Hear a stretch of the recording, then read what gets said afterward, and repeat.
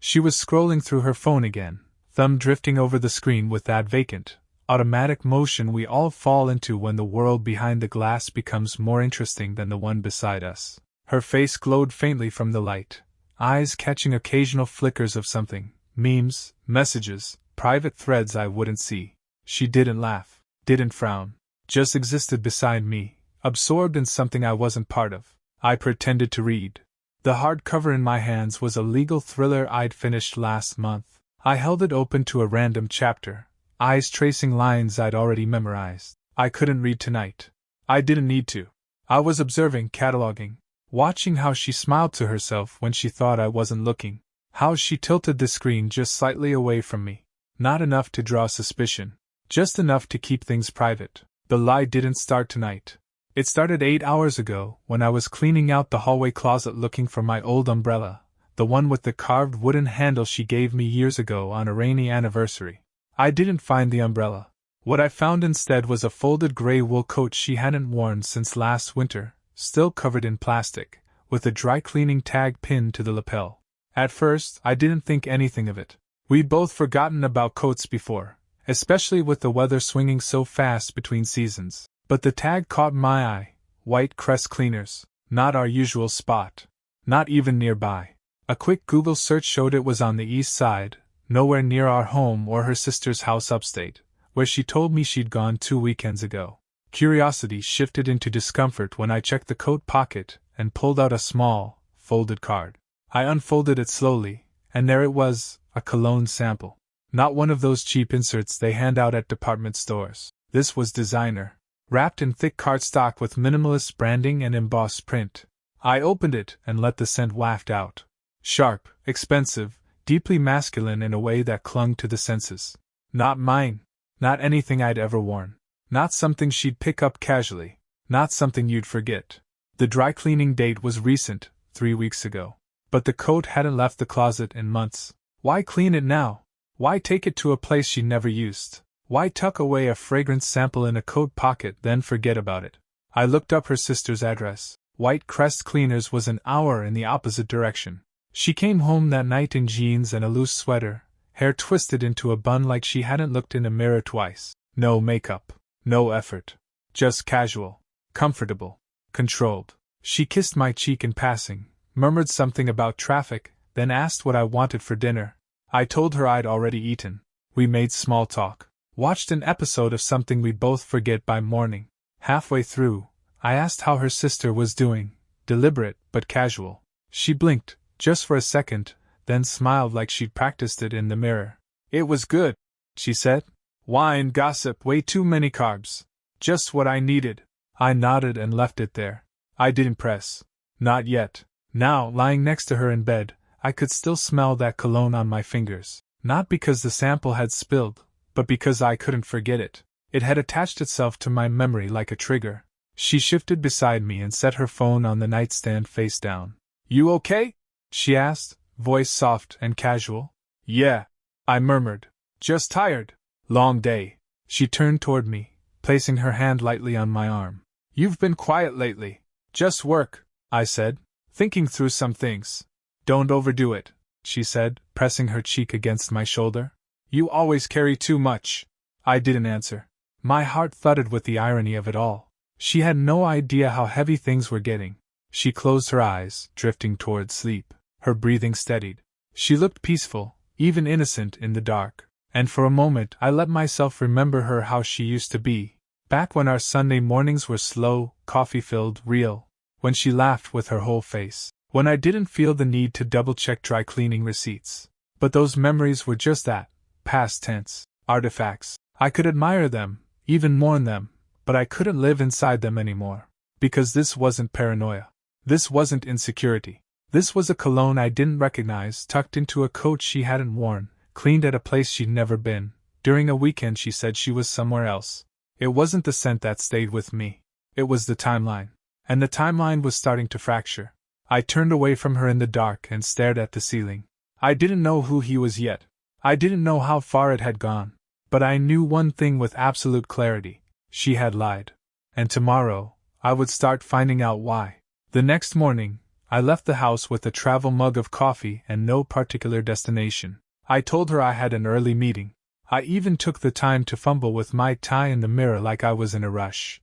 She barely looked up from her laptop. "Good luck," she murmured, not even asking what the meeting was about. It wasn't a meeting.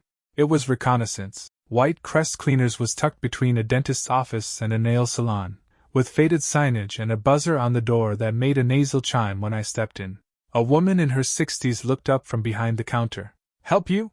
I smiled like I was harmless. "Yeah, just checking out new spots. Moved into the neighborhood recently. My wife's picky about dry cleaning. She dropped a coat off here a couple weeks ago, gray wool, double-breasted. Thought I'd see how it came back." The woman nodded, already halfway turning to the racks behind her. "She picked it up already, but I remember her. Pretty dark hair, drove a silver SUV, right?" "That's her," I said, forcing a chuckle. "She mentioned she came here with our son, I think?" The woman frowned lightly. "No, she was with her husband." I paused, smiled thinly. "Right. That makes sense." She turned back to her receipts. "Yeah, they came back together. He paid cash. Tip, too. Nice guy." I thanked her, backed out, and walked 2 blocks before my stomach finally registered what had been said. He paid. He tipped. He was there. And I had never set foot in that place before today. Back in my car, I opened a spreadsheet on my phone and started logging everything. I labeled the document Maintenance Records. It synced to a hidden folder in my cloud storage. I began listing. March 18th, said she went to her sister's. Coat dropped at White Crest. Picked up with unknown man. April 3rd, requested I sign, home repair, documents. Would revisit that later. April 10th, claimed a migraine, stayed in the bedroom all day. I noted her phone notifications, frequent, smile-inducing, always silenced before she replied. That week, I began monitoring her calendar more closely. She never invited me to join her on errands anymore, and when I offered, she got vague. "Just boring stuff," she'd say. "You don't want to stand around while I pick out throw pillows." The mileage on her SUV didn't lie, though. I began recording it. Short errands somehow racked up over 70 miles round trip. She had no explanation when I asked casually about the grocery store being out of the way. "Traffic," she said. "Took a detour." Every word felt like it was rehearsed. More nights than not, she seemed preoccupied, tapping messages quickly, laughing to herself, sometimes disappearing into the bathroom just to take a call. I never confronted her. Not once. Instead, I watched. I learned. Then came the paperwork. She handed me a thick stack of forms while I was half watching the game, eyes still on the screen. I barely glanced at the cover page. "Just sign these real quick," she said, her voice breezy. "Refinance stuff. I already went over everything with the rep." I frowned, still distracted. "Can it wait?" She leaned down and kissed the top of my head, gentle, familiar. "Please? We need to send them back tonight," she said, coaxing now. "I'll make you dinner." I nodded, reaching for the pen without thinking. I scanned the first page briefly. Nothing jumped out. I signed. She smiled, took them away before I could second-guess myself. And I made a note, April 12th. Refinance documents. Must review. That night, as she curled against me under the covers, she whispered that she loved how steady I was. That I always made her feel safe. Safe. Not loved. Not desired. Just safe. I didn't sleep. I stayed up rereading emails she'd sent me years ago, back when her sentences danced with affection. Back when her messages used to include, "I can't wait to see you," instead of, "Can you pick up paper towels?" The gap between who she was and who she'd become wasn't sudden. It was surgical, quiet, like someone had hollowed her out and filled the shell with polite distance. But now I had a name for the emptiness. It was him. Whoever he was, he'd been to the dry cleaner. He'd paid. He'd smiled. He thought I was out of the way. He thought I was asleep. But I wasn't. Not anymore. And I was just getting started. I borrowed a camera from Alan, a friend of mine who used to do freelance nature photography before the industry dried up. He still had all the gear: tripod, zoom lenses, light filters. I told him I wanted to capture some candid architecture shots around the city. He didn't ask questions. He handed me the equipment and said, "Just don't drop it. It's worth more than my car." The next Thursday, she told me she had a late meeting with a client, Some corporate VP she'd mentioned once or twice, the kind of vague authority figure who couldn't be pinned down in a Google search. She wore her dark green blazer, the one that made her shoulders look square and decisive. She'd never worn it for dinner with me. I followed from a few cars back, keeping to side lanes and relying on the GPS tracker I'd tucked beneath her rear wheel well last weekend. I tested the ping range twice. It was precise within 6 feet. She drove east, past her office, past the usual coffee shop, all the way down toward the waterfront. Then she parked and got out, heels clicking against the curb, head tilted as she laughed into her phone. A few minutes later he arrived. Tall, confident, slacks too fitted for comfort. A ring on his finger, but on the right hand, Eastern European style maybe. I watched as he placed his hand on the small of her back while they walked into a restaurant. They didn't kiss, but they didn't need to. The body language was fluent, intimate. I took 23 photos from across the street. One of her tucking her hair behind her ear, leaning in when he spoke. One where she reached out and touched his wrist, quickly, like it was a habit, not a seduction, a familiarity. This wasn't an affair born of impulse. It was routine. The next night, we hosted dinner for 2 couples we'd known for years. Old friends. Comfortable company. Laughter over wine and garlic shrimp. Everything easy on the surface. Until Lydia, 3 glasses in, leaned over during dessert and said, "You know, she told me something wild last month. That she's been tempted lately. Tempted for a long time, actually." I froze. Tempted? She didn't say it like scandalous. Just like she's finally ready to choose what makes her happy, you know? It was one of those wine-soaked conversations. I didn't think she meant anything serious. I smiled. I nodded.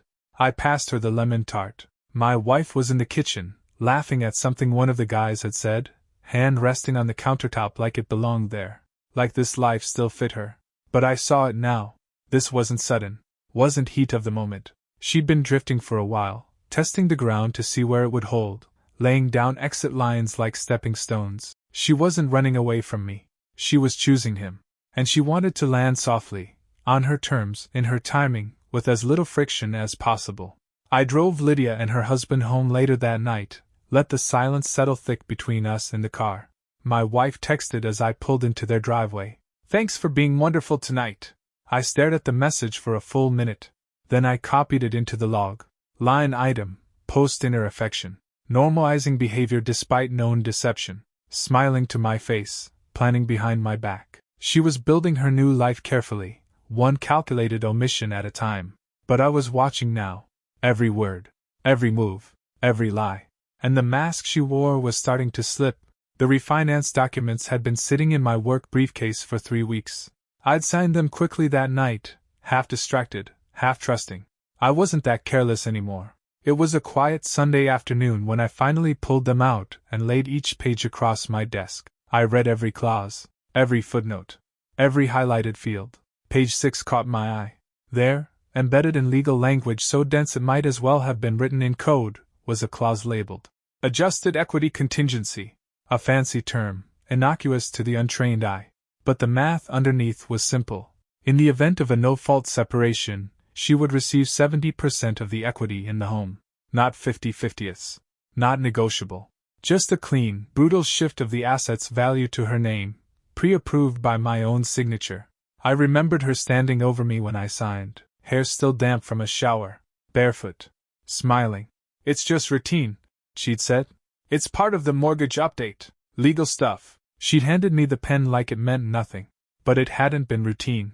It had been deliberate. That was the moment I knew, without denial, without any hopeful rationalizations, that this wasn't about passion. It wasn't about some whirlwind of emotion sweeping her away from our life. It was about positioning. She'd consulted someone, probably him, maybe even a lawyer. She'd done her research. She was laying the legal groundwork months in advance, not to run away, but to walk out with the best hand at the table. It was the coldness of it that hit hardest, not the cheating. That was human, messy, emotional. But this was contractual betrayal. She wasn't just unfaithful. She was strategic. I sat at my desk and stared out the window for a long time. The trees had started blooming again, sharp little blossoms sprouting defiantly into spring. The street looked the same as it always did. But something in me had changed. Permanently. I went back to the spreadsheet. April 12th, refinance forms signed under false pretenses. Asset clause triggered in event of no-fault filing. Signature obtained through deception. I picked up my phone and dialed a number I'd been holding off on. David Mandel's office, said the receptionist. Tell him I'm ready to retain, I said. I want to talk through asset protection and preliminary separation defense. Quietly, the receptionist's voice came softly through the phone. Is this about the property? Yes, I said, keeping my tone even. And a breach of good faith. I didn't offer more. Not yet. Not until every fact was nailed down, every document verified. Not until silence had finished doing what confrontation never could, set the trap without her ever seeing it close. But something else shifted after that call. I stopped feeling stunned, stopped hoping I was wrong. I started sharpening my focus. That night, she sat across from me at the dinner table and told me a story about a colleague's dog. Something about a ruined carpet, and a vet bill, and how corporate health insurance didn't cover pets. I laughed where appropriate, asked follow-up questions, chewed my food slowly. She smiled more than usual. I realized she thought things were working, that her lies were landing, that the old equilibrium, me, distracted and busy, her, smiling and drifting, was still intact. But I wasn't distracted anymore, and she was no longer drifting. She was maneuvering. I went to bed that night knowing something I hadn't known before. She thought she was winning, but she'd mistaken my silence for surrender. It wasn't. It was strategy. I began moving behind glass. That's the only way I can describe the shift in me. I still made coffee in the mornings, still asked about her meetings, still answered when she called from the other room. But I wasn't there anymore. Not really. I was behind glass, watching, collecting, insulating. The first step was the lawyer. David Mandel, exact, discreet, and used to clients who couldn't afford mistakes. I met him under the pretense of a business consultation, just in case anyone was watching. His office sat on the 8th floor of a featureless building downtown. No signage, just frosted glass doors and the hum of polished tile under careful footsteps. He listened as I laid it all out. I kept the names vague, but the details sharp. When I mentioned the refinance clause buried in the paperwork, he didn't flinch. She's preloading the separation, he said, flipping through the scanned forms I'd forwarded the night before. His voice was calm, clinical. It's asset positioning, standard tactic before a no-fault filing, usually guided. She's not guessing. I sat with that for a moment before I asked the question that had been clawing at the back of my mind since day one. What if I'd confronted her when I first suspected? He didn't even pause. You'd have tipped your hand. She'd escalate. Faster filings, strategic emotional claims. Maybe even tried to frame it as abandonment or psychological pressure. You're doing it right. Stay quiet. Build leverage. I gave a small nod, the weight of it all sinking deeper into my spine. So I did. He helped me lock key accounts, setting up alerts, isolating funds, moving direct deposits to a private account under a shell LLC. Not to hide anything, just to protect. I had the house appraised independently, quietly. I didn't want to be caught flat-footed when she tried to push a valuation in her favor. I also ran a title check, just to be safe. Nothing unexpected came up, yet. Next came the devices. Our phones had been synced for years. Shared calendars, linked notes. I knew better than to scroll through her private messages, not because I didn't want to see, but because I didn't want her to know I'd seen. Instead, I copied everything. I uploaded backups from our shared cloud drive to an encrypted folder on an external SSD I kept at my office. I cloned her calendar. I took screenshots of anything that felt off, meeting names that didn't match the company directory, locations that made no sense. Then I turned to the emotional front. That was harder. I had to eat dinner with her, sleep next to her, hear her laugh, watch her lean in to kiss my cheek after we folded laundry. It was a performance I couldn't skip. If I broke character, she'd accelerate the plan. She'd make her move before I was ready. So I let her believe I was still him, the dependable husband, the man too distracted to notice the fracture under his own roof. But inside I was preparing for a different kind of war. I practiced neutral expressions in the mirror. I trained my voice to stay calm even when I wanted to scream. I kept smiling during shared meals, all while updating the log on my phone under the table. May 4th, she asked if I'd be okay if she traveled next month for a client conference. The hotel she mentioned is near the waterfront. I marked the dates. Reserved a suite 2 floors above hers under a fake name. Just in case. She had no idea how close I was to her secrets. One night, I caught her looking at me differently. Not affectionately. Not coldly.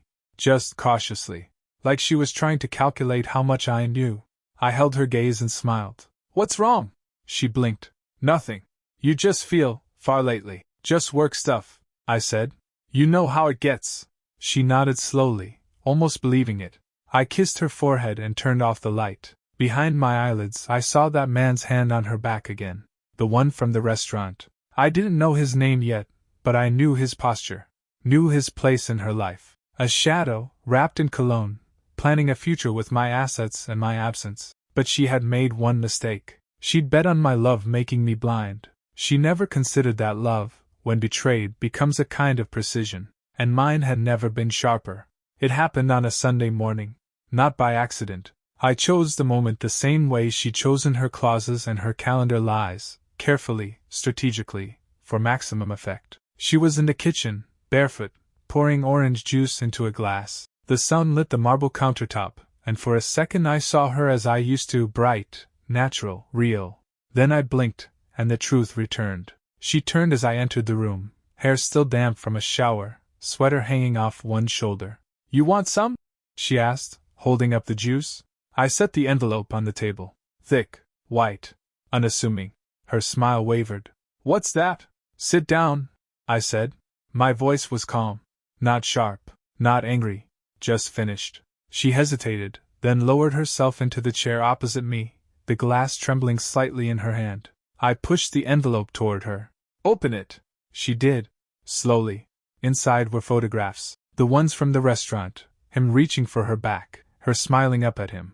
There was a printed log of calendar discrepancies, screenshots of her texts to him, one of them reading, "He has no idea.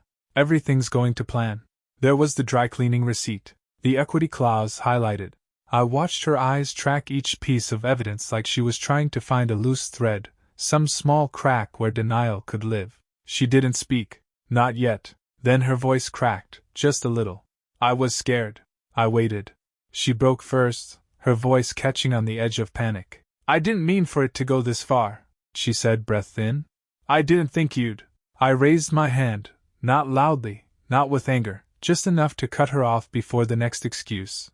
Her words faltered mid-sentence. That's the thing about liars, I said quietly, keeping my gaze level.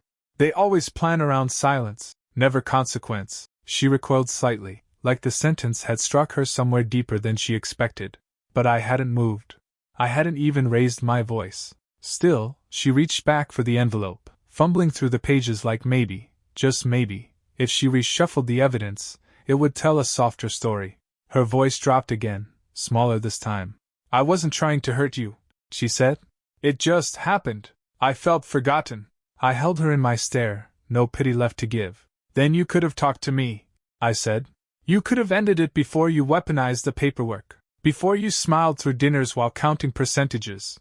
Tears welled up in her eyes, clinging there like they could still change the outcome. But I recognized the emotion now. It wasn't grief. It wasn't even regret. It was fear. Because her plan wasn't working. She had expected shock, rage, maybe even begging. But I wasn't shattered.